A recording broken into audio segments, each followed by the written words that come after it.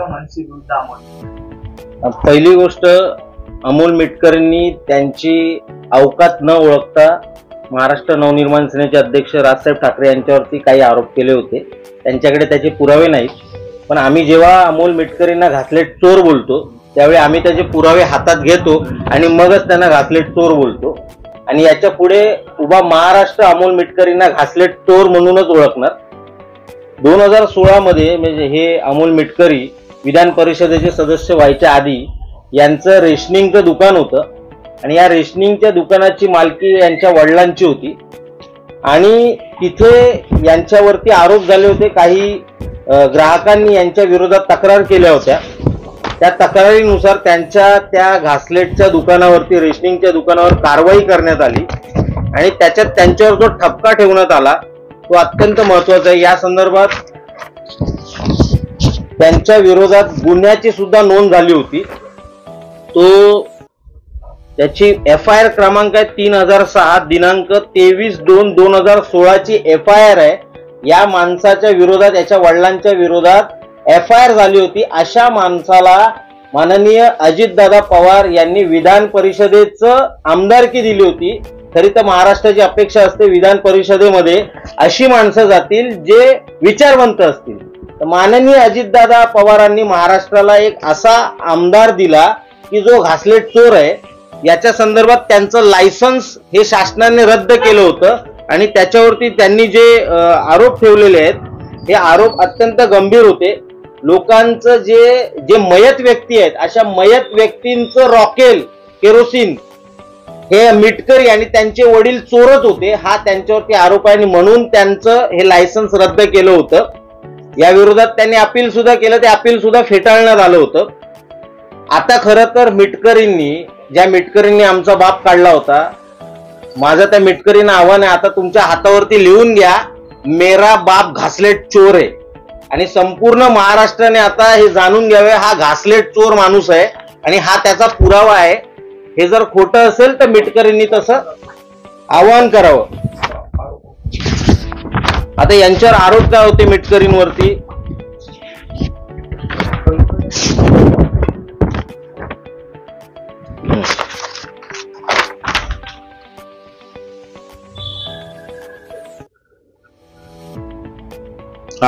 Kerosene परवानाधारक यांनी मयत व्यक्तींना रॉकेल वितरित करणे, मयत व्यक्तींना बाहेर गावी गाव सोडून गेलेल्या व्यक्तींच्या नावाने, तसेच शुभ्र कार्ड धारकांना केरोसिनचे वाटप करणे, एखाद्या व्यक्तीला 2-2 वेळा रॉकेलचे वाटप करणे. पोलीस विभागाने रॉकेल जप्त केलेलं आहे त्यांचं, म्हणजे त्यावेळी जे रॉकेल यांनी साठा केला होता तो पोलीस विभागाने जप्त केलेला आहे. अशा पद्धतीचे यांच्यावरती दोष होते. अशा माणसाला होता, त्याच्यानंतर त्याला सेवेत घेतलं गेलं. हा पुन्हा ज्यावेळी सेवेमध्ये आला, अकोल्यामध्ये हा आला, याच्यावरती पुन्हा एकदा अँटी करप्शनची धाड पडली. हा 60 दिवस जेलमध्ये होता. अशा माणसाची नियुक्ती पुन्हा अकोल्यामध्ये व्हावी म्हणून या अमोल मिटकरीने त्यावेळेचे जे मंत्री होते दिलीप वळसे पाटील यांना पत्र दिलंय. आणि जे पत्र याने दिलंय त्या पत्रामध्ये प्रवीण लोखंडे बद्दल जी माहिती दिली ती अत्यंत खोटी माहिती दिलेली आहे. इतका खोटारडा माणूस माननीय अजितदादा पवारांनी महाराष्ट्रामध्ये विधान परिषदेवरती पाठवलेला आहे.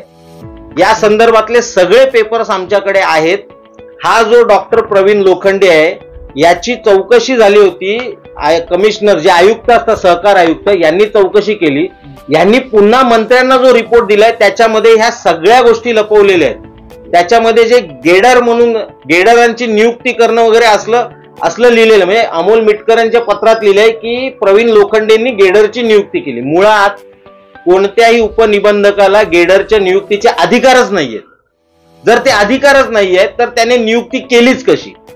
हे एक उदाहरण झालं. अशा अनेक गोष्टी अमोल मिटकरींनी डॉक्टर प्रवीण लोखंडे बद्दल लिहिलेल्या आहेत ज्या अत्यंत खोट्या आहेत.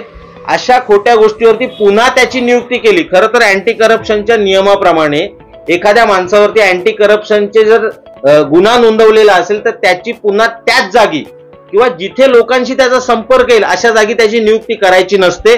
परंतु याच्या नियुक्तीसाठी अमोल मिटकरींनी दिलीप वळसे पाटलांना पत्र दिलं, त्याच्यामध्ये खोटे मुद्दे टाकण्यात आले प्रवीण लोखंडे बद्दल खोट्या गोष्टी सांगण्यात आल्या आणि पुन्हा त्याला त्याच जागी नियुक्त करण्यात आलं. आता त्याचा परिणाम असा झालेला आहे की ज्यांनी ही तक्रार केलेली आहे ते लोकायुक्तांकडे गेलेले आहेत.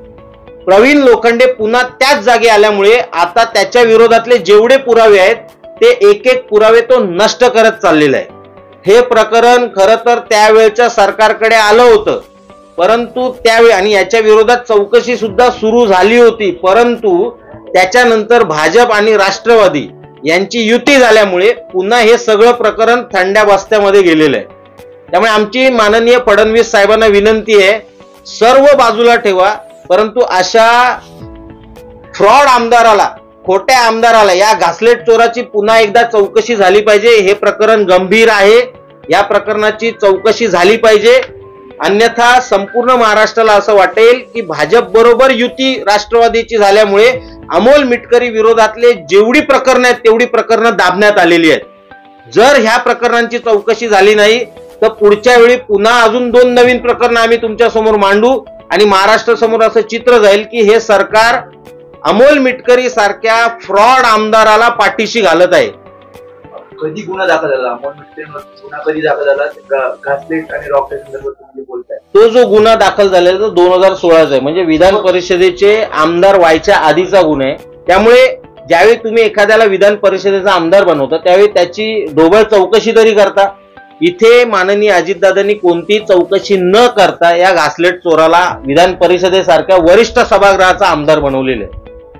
आताच महाराष्ट्र नवनिर्माण सेना का हे प्रकरण काढते? काय म्हणजे थेट नाही, ते जेवढं बोलतील तेवढे त्यांची जास्त प्रकरणं आम्ही काढू.